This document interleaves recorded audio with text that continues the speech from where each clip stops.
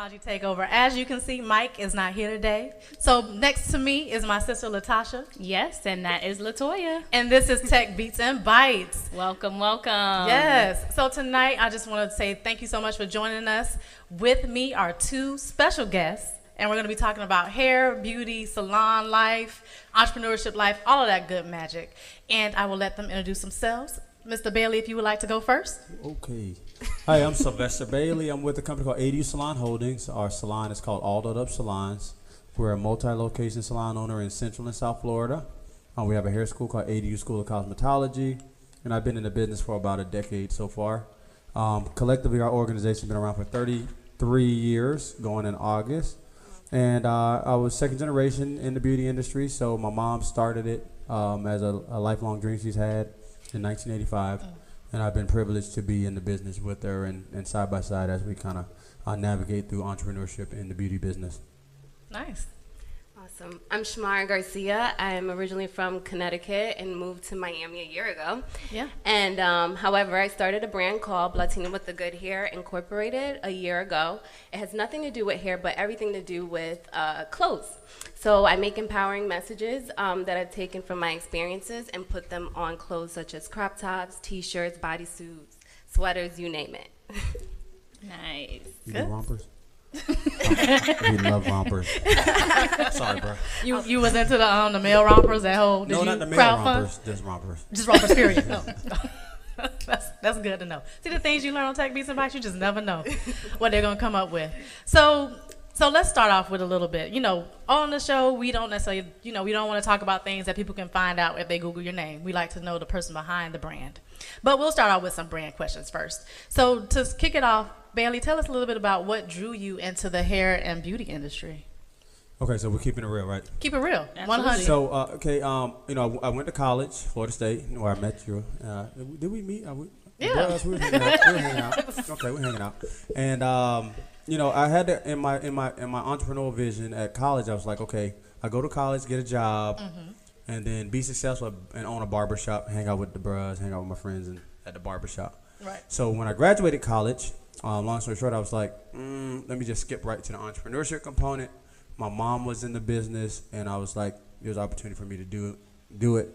And I was a barber at the time, and she had a cosmetology school she was working on as a project. I was like, oh, great, I can get into a cosmetology school, get a barber's license. And then from there, I just got into the industry and started working. So I call it, even to this day, I've been dodging a job for about 10 years now. And, working with the family business, just figuring out and hands-on with it. I'm a classically trained cosmetologist, so I do all hair. I don't do nails, but hair. And, it's been an exciting ride, but I've pretty much been dodging a job.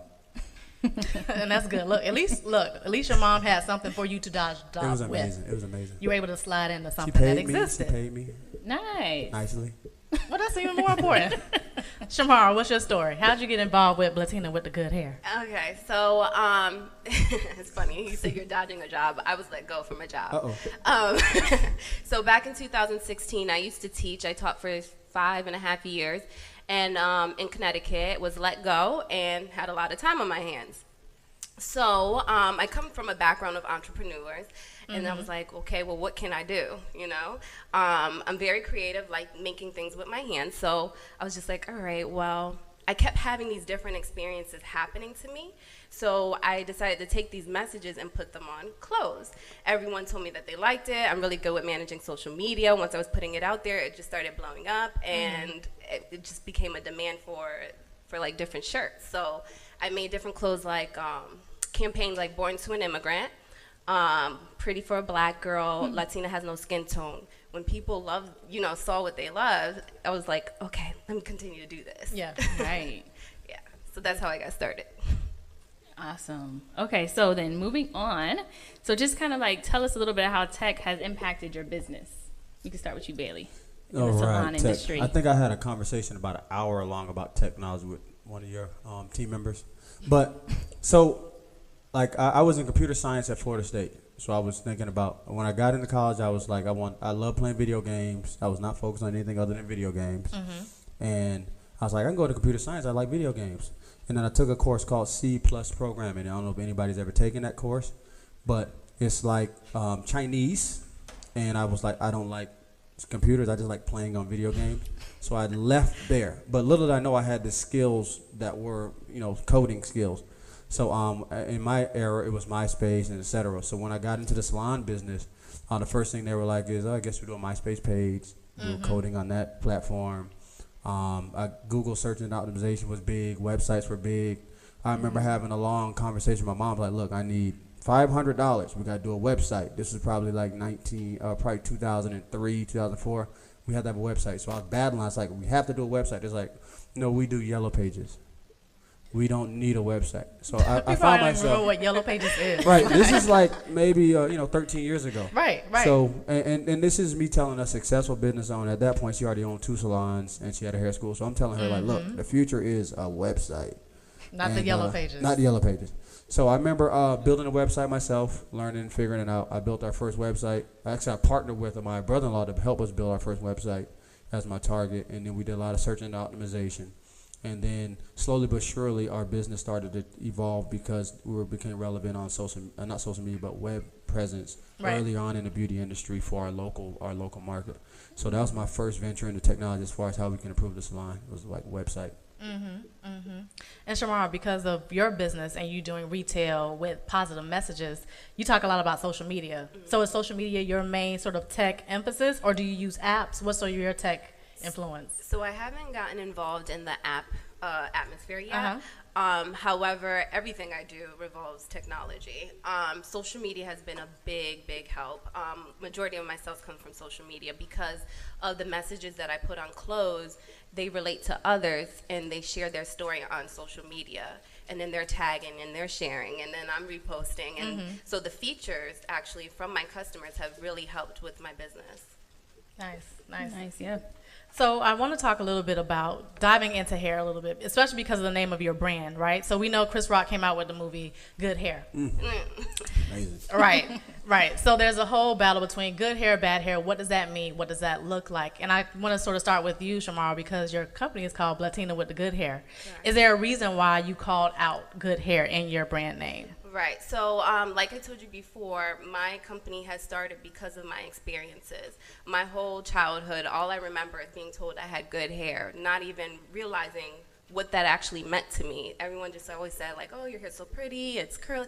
And they would even, like, stop my parents. And I think it was because I was dark-skinned with curly hair that really got people's attention.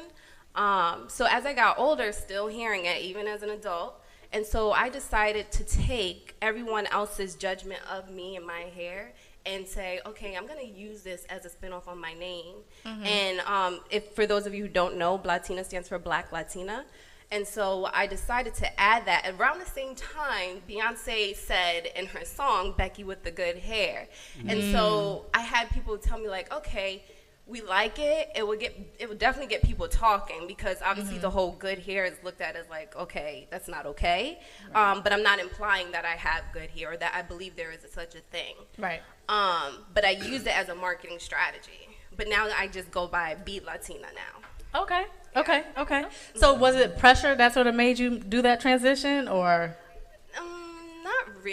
Not really pressure, but just from talking from different entrepreneurs, people who've been in the industry longer than I have, they said that would be a good business move. Gotcha. And Bailey, to you from a salon side, right? The good hair, bad hair conversation. We hear it all the time. So what does it sound like? So I mean, I work with our salon. We have we work with hundreds of stylists. And the question in a consultation always, we have a client walks in the door, and that client walks in and says, they want to know their hair type. And they're alluding to there's this superior hair type. So we deal with the emotional conversation of, what is good hair, what is versus my hair. So we always embrace all hair is good. And they still have this idea of this good hair stereotype. So I mean, in the salon, we just consult on your hair is great hair. Now the strategies on each different hair type. What I will say is, I don't care how great the hair is. Every single individual that I've dealt with in the salon, they typically have a complaint about their hair. So there's benefits about each hair type. So I think it's more of an emotional community issue that I would like for us to address or get a little bit more deeper into it about, like us dealing with accepting what you have as yours and make it great, as opposed to looking at someone else and defining your texture. I think we should talk about that a little bit, Go especially ahead. the hair types, because that is a big thing now. I'm 4C, I'm 4B. What does it mean? And does it really make a difference? Does it matter? Right, and like I said, I think it goes down to an emotional acceptance of like what you have. Like if you have, like I was looking at, we talked about Dante earlier. Like if we would only had that good grade up there, but he was bald for so long. He was rocking a baldy that was amazing, but Right, he didn't even know. He had great hair. So it's like when you get the four, let's go through the. You want to go through the hair? Go through them. Yeah, let's go through them. Education. Our philosophy on the hair types is the community, the natural community online embrace the 4C, 3A, and all this stuff, right? Right. So we just tell the clients that the experience is like this. So 1 hair is straight hair, 2 hair is wavy hair, 3 hair is curly hair, 4 hair is coily hair. And the intensity is just A through Z. So you can have a 4A, which is coily but not that coily, or 4C or 4Z, that's extremely coily hair. And it makes it simple. 3s are all curly. So if you got curly hair, highly intense curly hair is 3C. Very lightly curly hair is 3A. And if you have wavy hair, traditionally Latina hair, will be wavy or curly. So it's 2.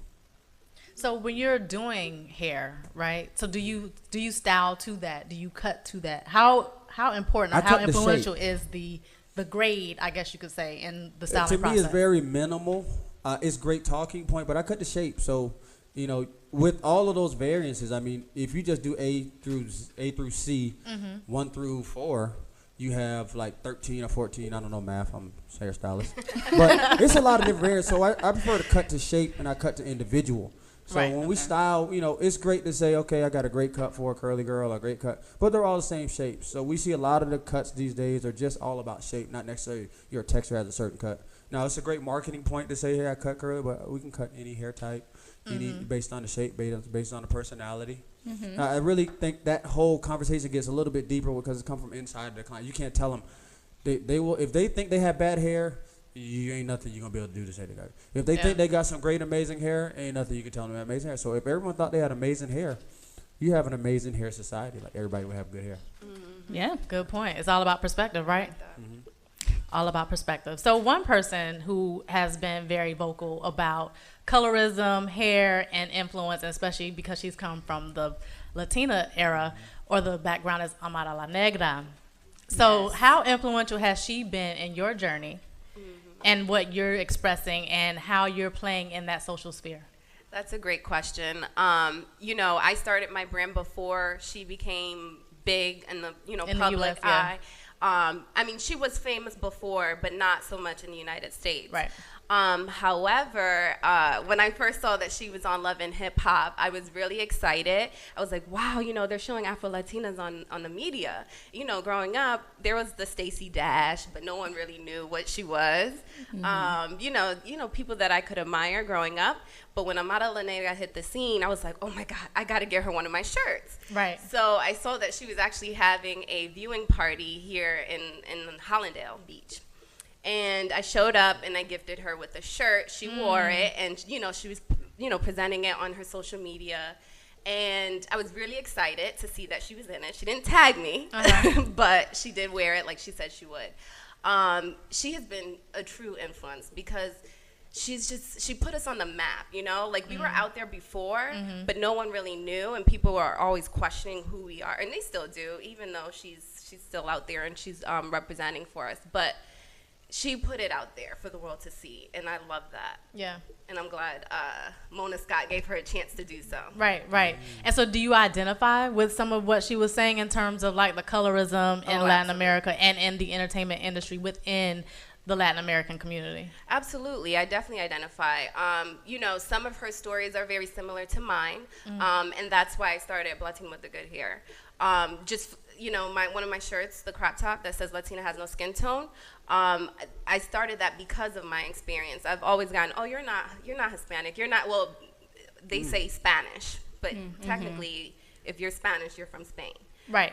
So yeah, I'm not Spanish. Right. But you know, growing up, but that's what I would always hear because of my skin color. So that's how I came up with Latina has no skin tone. So I can relate to everything she says. Love Can I it. touch on that too? Yeah, jump in. Experience I had. My first roommate was a Cuban, and he was what do you call it? He was, to me, we were like black. He was like Afro-Cuban. Afro-Cuban. We're like, man, you were black. And I was He just, is. it was something like, I don't know if it was ignorance, but it was like the assumption of Latina being non-Afro was, it was amazing to me. I just learned that when I ran into a roommate. So I think it's a great movement, and it's information that needs to be put up more. Absolutely. Definitely. Absolutely. But so what do you think that is? And especially because you're here and you're from the community.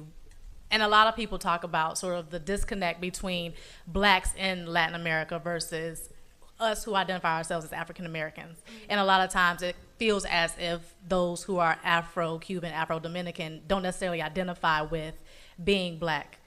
What are your thoughts on that? Is that true? Is that just something that we may see because we're looking at it from the outside? No, it's definitely true. I don't know if the whole everyone feels that way, but right, there's variations, yeah. And I think it comes from because a lot of our struggle comes from the misunderstanding of what is nationality, what is ethnicity, what is race, what is culture. Exactly. And people seem to mix it all up. Like your roommate, okay, I don't know why you said he was black, but okay, if he is, depending on his DNA, right, he may have more African descent in him. So he may be black, that's his race. But his nationality, maybe he was born in Cuba, maybe his family's from Cuba, so his ethnicity is Cuban. So that's where I think a lot of our struggles come from, and people interpreting who we are. Yeah, yeah.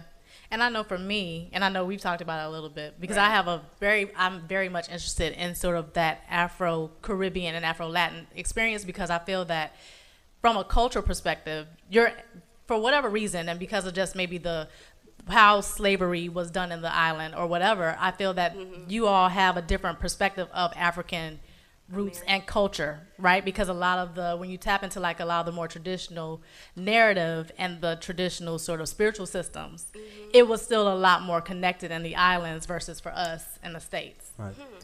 So that leads me to the question of, okay, what do you consider African American culture?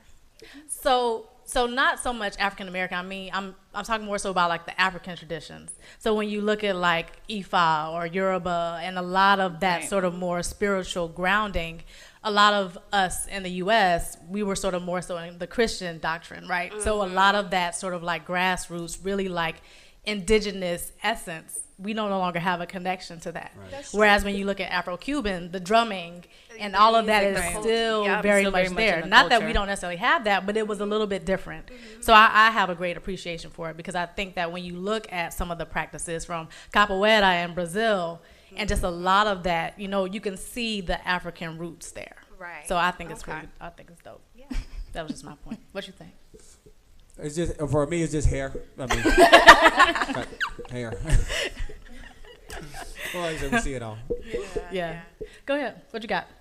All right. So let's talk a little bit more about social media, right? So let's move into kind of how has that really kind of played into, I want to talk to you about your business and how you're really using social media, because you've kind of talked about how it plays into the fashion and how it's helped you with your sales and really get the word out there. But I want to see how the salon is really trying to incorporate social media into marketing or reaching new people or just even educating. Right. So, like I said, when I came in as a dinosaur, we call us dinosaurs now. It was not a dinosaur. It was the website, right? So I was like the guy. I was like, I was killing the website game. And then in any business, and for entrepreneurs out here, in any business, when you have your first success, whether small, medium, or large, you kind of understand like, okay, this works for me. Let me just kind of focus in on what works for me.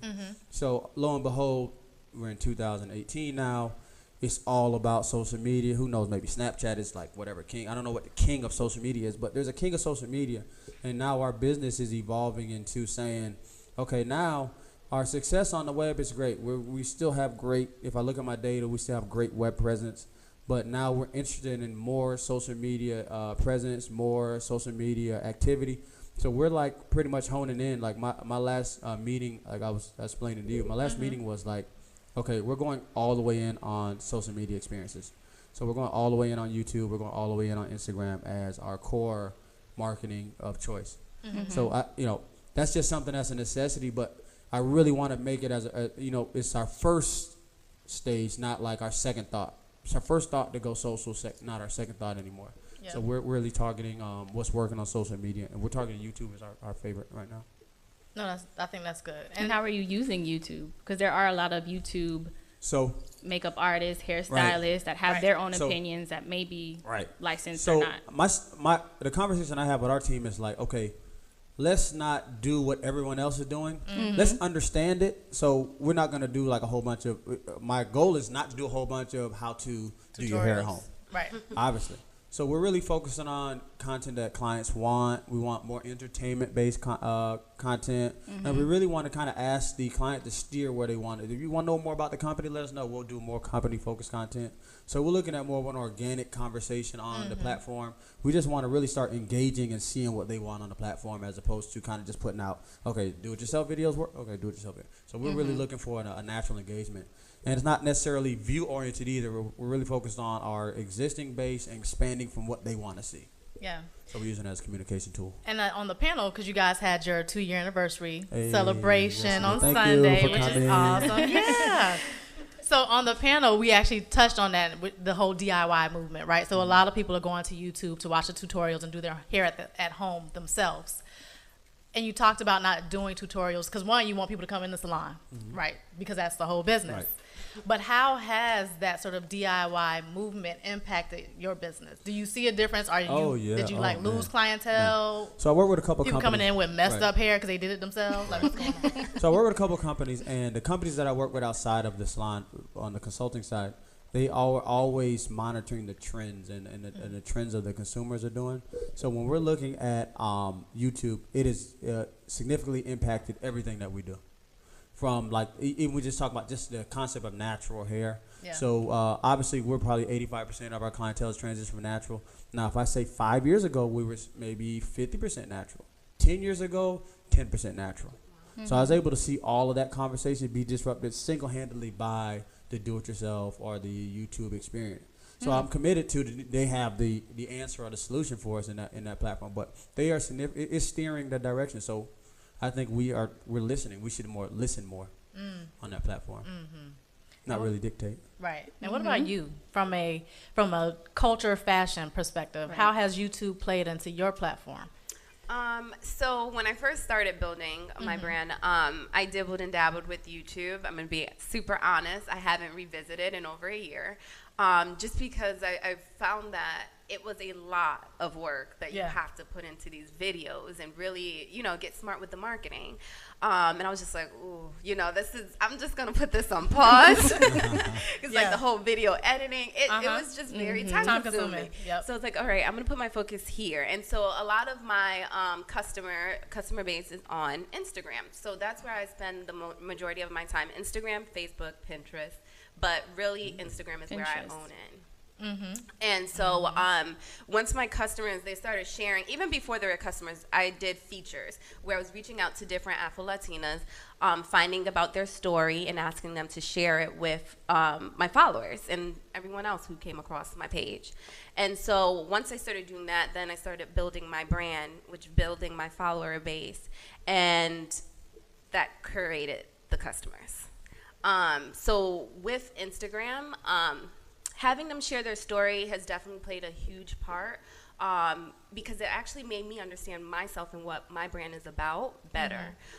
Once I heard that I wasn't the only one and that I'm not alone and all these other women and children out there have the same similar stories as myself, it became like, okay, let me continue to do what I do. I have a purpose. So. Yeah, no, I think we as a brand, Cosmology, we can totally identify with the sort of the pressure of, one, making sure that the videos look professional, right? Because social media started out as a very DIY. Like, people would just do headshots on their phone and it was okay. But now everything has to look so produced and professional. Absolutely. What has that done for both of you guys in terms of business? Because now a lot of salons have studios almost set up inside. That wasn't there before. Right. So we have photo studios in all salons. So each salon has a dedicated space for social imagery. And you know, it just it's on entrepreneur, but I'm like committed to like, look, we're going into YouTube. So we're building staff around YouTube. I was just explaining to one of our friends over here, like, look, just stay in that space, commit to the space, and eventually the space will yield opportunities to you. I think we're still early on YouTube, but we've just committed. You just got to commit to the trend. Commit to the trend is better than committing to not going to the trend. Like, the other option is dead. Mm-hmm. So we're committed to just evolving. We're committed to space. We're committed to resources. All my marketing content. Everybody I talk to, I think we just talked to like, hey, what's up with the YouTube projects? Mm-hmm. What's up? You know, we love Instagram too because a lot of people don't remember Instagram didn't have videos. Right. Instagram didn't have videos, and now Instagram has an amazing video feature. I just learned a new feature to get high quality. I'll share that with you later. But, it's all about the plugs. Right. So we're just committed to every conversation being about social media, every conversation being about YouTube, every conversation being about Instagram. Yeah. And what about you? Because even though you're focused on Pinterest and Instagram, you still have to have like Pinterest is good too. Pinterest is really good. Pinterest is like Google but with photos. Right. It's So very overlooked too. A lot of brands don't even use it anymore. They don't. but that gives me one up. Exactly. What was your question? Now I was going to ask, so for you, even though you're not so focused on video content, but photography is important because of the platforms that you use. Right. So in the beginning, I did the whole photo shoots, and I started with my friends and, close family. And then it just transferred to my customers once again. Once they saw my photos, they made it their business that once they had ordered my shirt or bodysuit, whatever it is that they ordered, they decided to have like a whole photo shoot. And then they send me these photos and they're like super proud and excited. So I don't even have to spend my hard work and money, and because they're doing it, which is great. Yeah. And so, I like the whole professional look. Of course, I'm only posting the top quality pictures because that's what people like. But at the same time, and it's funny I bring her up, but Cardi B, she started with just raw images of herself and being real and not even like digging into the whole like professional look, and she blew up, just by being her. And so I actually want to start moving into the whole raw, showing my followers who I am, and uploading those videos where it may not look so professional, but people like that. They want you to be transparent. Exactly. So that's why they made that story feed. Instagram was like, we're gonna do something real. Let's give them a story feed where it has to be real. So they give you that story feed feature. That story feed feature. I'm crazy with it. No, right? You were nodding your head, so I feel like you had something to say. Absolutely, because I think that is what her authenticity is. What really resonates. Exactly. And a lot of us can really read through BS, right? You can tell when it's too posed, it's too overly done, too overly produced. You just want to kind of connect with that person, get to know who they are, see what their journey is, because it's not always pretty. Right. So I don't want it to look, I don't want to see your curated life. I want to see what it is. I want to know what it took for you to get to where you are. That was it. No, but I think sort of tapping into that too, I want to ask, so who are you guys like really influenced by? Like, who are you really looking at and you're like, yes, that's the brand or that's the influencer that I want to like mirror or emulate? Do you have one? I got time. Go. All right, so I started a concept last year. I was looking for e-mentors because all the mentors, I couldn't find them. They were busy. They were away. And I reached out to a couple of mentors, and I started thinking to myself, and I validated this the other day watching a YouTube with a guy, Grant Cardone, who we talked about. And they're just like, you kind of get away from the mentors. Just all the information's out there. Right. Just kind of go get the information. So the people that I'm looking at, a lot of information. I like Gary Vee. One of my members about Gary Vee. He's a fave. Obviously, for our industry, like Paul Mitchell. Paul Mitchell did an amazing pivot because a lot of people don't know he owns liquor companies. He owns other businesses outside of just the beauty industry. And I'm a self-proclaimed salonpreneur. And that means, everything business, but we're utilizing the salon as our platform. So there's a lot of opportunities for us around in that space. I like Gary Vee, Paul Mitchell, Tyler Perry, Warren Buffett, because investing, we got to get better investing. And what's my other favorite I like to listen to? Robert Greene. Okay. All right, take that. We'll take that. What about you, Shomara? So as far as my brand, I look at other brands that are very similar to mine, and I consider them my mentors even though they don't know it. But some pages that I actually like sit there, research, and analyze what they did to where they are now is All Them Shades. I don't know if you heard of All Them Shades, but she's based out in New Orleans, and she's been around for a little while. But she completely blew up in different publications, and so her, My Pride Apparel, and these are brands who create clothes just the same as I do and put their messages on clothes. And so I not mimic completely, but I followed their trend. And but as far as outside of Latina with the Good here, I have people pouring into me who are in the entrepreneur space, and I listen to audios every day while I'm driving, getting ready, doing my makeup, whatever it is. And Gary Vee is one of them, Dave Ramsey, and I try to you have something positive always going into my ear every single day. Yeah. Because as an entrepreneur, you really need that because there's a lot of ups and downs that come with this. Right. So we like to take. Who you like? Who I like. Who portion do you like? Oh, I get a lot of pouring in. Gary Vee. Gary Vee is a good one. I get lots of pour in from people who I know we talked about this on the panel that I was on. And I was just saying how the mentorship structure really no longer applies. I think once you get to a certain age, right, you no longer have like official mentors. You just have people in your network who you can tap, they can tap you, and you have like a share of knowledge. So I'm much more about that structure because I think even within the digital grads team, we tap each other for things. Like I'll tap Dante, I'll tap Mike, they'll tap me. I love digital And there's like I'll tap you for stuff. You know what I mean? So I think that we just have a good network and a good team of folks who we can bounce ideas off of and continue to sharpen ourselves. But in terms of other people, Richard Branson, he's very active on LinkedIn. He shares a lot about like his story. And, everyone, of course, likes to follow Oprah and see how she moves and what she does. Beyonce has been very, a good example of what it looks like to grind and how you can control your creative and making sure that your image is what you want it to be. Especially when she did the documentary and you saw the behind the scenes and how she was very determined, like, no, it's my way. I want it done like this. You follow what I'm saying. I'm the creative boss in this situation. And I think Solange is a really good example of how to pivot. Because if you think about how Solange started out, who she is now is not what she started out as. She was still very much trying to find herself, but now this Solange is like fantastic. She's like owning art, creativity. The way that she handles her music and merges that with art is like awesome. I think she's a really good example, and the fact that she has now created her own image outside of Beyonce. She's no longer in Beyonce's shadow. Who else you got? You got anybody? I mean, you kind of named a lot of the ones that we kind of both tap into being sisters. Right. We kind of have a lot of the same influences, but let me think. Yeah, no, I do a lot of Solange that I kind of tap into, listen to. Janelle Monáe, yeah. Yep. Now, when you say listen to, what do you mean? Is it audios? Is it podcasts? Different interviews that I could find, YouTube, kind of like just hearing her responses and trying to get into like the thought process that she has when she even created A Seat at the Table, her latest album. I thought that was really interesting.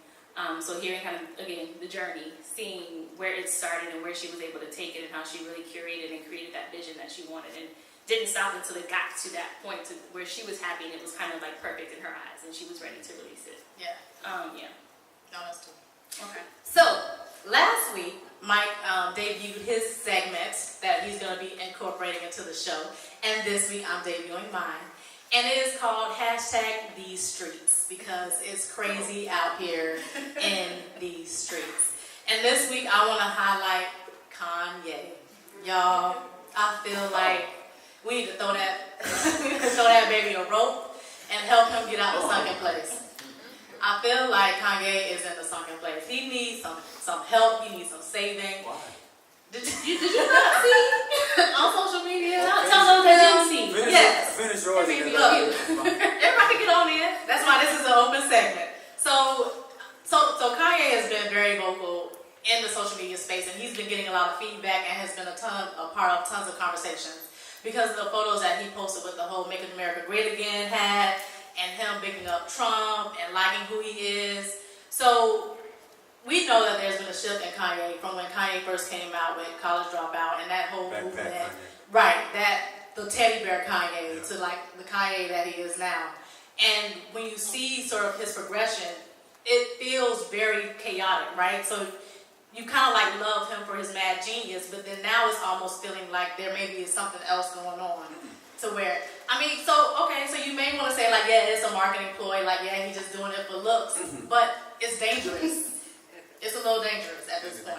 I think it's dangerous because it's like, so there's people who may be able to see through it and who won't necessarily take it verbatim, but then you have those who are taking his actions verbatim. I think he really believes that. Right. Well, Go, jump okay, in. so with the Kanye thing, I saw it with the tear. I mean, that was a professional photo shoot, looks like it. He had it. Make America, and tears were perfectly drawn. Makeup artist probably drew those tears on. Right. I mean, but the conversation goes back to having both sides of the argument represented. So, the fact that he's a celebrity. The fact that he has a celebrity pull, and he's on the other side of that argument. Whether anybody else is on that side of the argument, I think it's healthy. Really? So you think Kanye being a Trump supporter is No, healthy? it's not about Trump. I wouldn't give it to Trump. I would give having both sides of the argument. We need to have black Republicans and Democrats. I think that's healthy. Would you say Trump is a true representation of the It's not about Trump. I think Kanye understands that. I think Kanye understands that. Look, if I go this direction, there's publicity. As an artist, he's a genius. So I mean, I wouldn't take it to that, but I think that it's healthy to have both sides of every argument. We cannot have all of us going in the one direction, and then we don't have equal representation. You have a perception of people that are like that side, and he's playing with the political space. I like it. I think it's. I mean, if I was his PR person, I'd be like, "Good job, Kanye. We just got a million more views." Right. So you're on the side of no, there's no such thing as bad press. Right. But he lost 9 million Twitter followers. He lost 9 million. That's 9 fine. million. Hey, guess what's gonna happen? We're gonna gain 19. But then who? They might not be on LinkedIn. They not there for Kanye, the musical genius. They there because they Trump. They like, yes, you're on Trump's bandwagon, so we gonna support you. I can't rock with that feeling. What y'all think? That's fair. I tend to stay away from the political space. You see why you didn't lose followers? I probably lose followers. Hold on, Instagram, damn. So, I'm just not gonna say it. I think he needs a little help. He needs a little help, a little direction, a little You guidance. think he's trying out? Yeah. A little bit. Yeah. Just a little bit. Yeah. I think celebrities are just like that. They're good. He's like dyed his hair blonde. It's almost like. Chris even went as far as to say that he was tarnishing the Kardashian brand. Restate that. Kris Jenner, Kim K's mom, made a statement saying that he was Wasn't she his manager tarnishing. at one point? Or trying to be? I think that their brand is really chaotic. I think their brand is crazy, but it works for them. Remember when Kim K came out? Yeah. But anyways, I'm just all about respecting every single person's perspective. Like you don't have to like it, but everyone has an opinion. Yeah, no, I'm totally about that. I agree that everybody has an opinion, but I think that if he is one playing in the space of let me use my celebrity to then just be against the norm to get views or get notoriety. I don't think he's doing it. I think the publicist may think that's what I think he really agrees with the conversation. And I think he's fair that's fair for him. Okay. What you don't agree with this position? But you think it's fair? Because I think I don't know what kind of happened because when you think about his lyrics when he was coming out and his tone and how he felt, he did the whole thing with the Katrina and was like George Bush don't care about black people. Okay, so you think Trump does? No, that? I think he's against the status quo system. If you really listen to deep Kanye's like the system is putting unnecessary pressure. And But make America great again is the system. No. Well, the supporters for that conversation are against the system.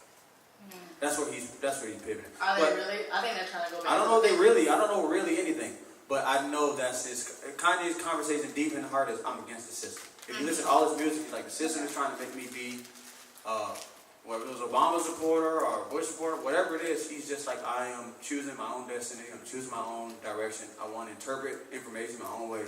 And if he came up with that conclusion, great news. It's a headline. Basically, that's what you're saying. Yep. It made a headline. Anybody else have any closing thoughts on these streets with Kanye this week? Was he really crying in that? How did he capture that picture perfectly like that? I mean, we ever thought to say, that picture was perfectly caught. Somebody was right there. Dante was right there capturing that picture. Right, so there was that picture, but then did you also see the photo of him with two other guys, and one of the guys had his arm around his neck and was doing this? I didn't see that. So I this is the white power symbol. Right. So the white and then the power, right? So and then Kanye's face is very much like a sunken place. For those who saw Get Out, and the face of the guy that was when he was hypnotized, it was like kind of like a daze, like I don't know what. His face looks like that. Like you need to pull that up and then talk to me. Okay. See that? Sunken place Kanye. But aren't we all in a sunken place at some point or another?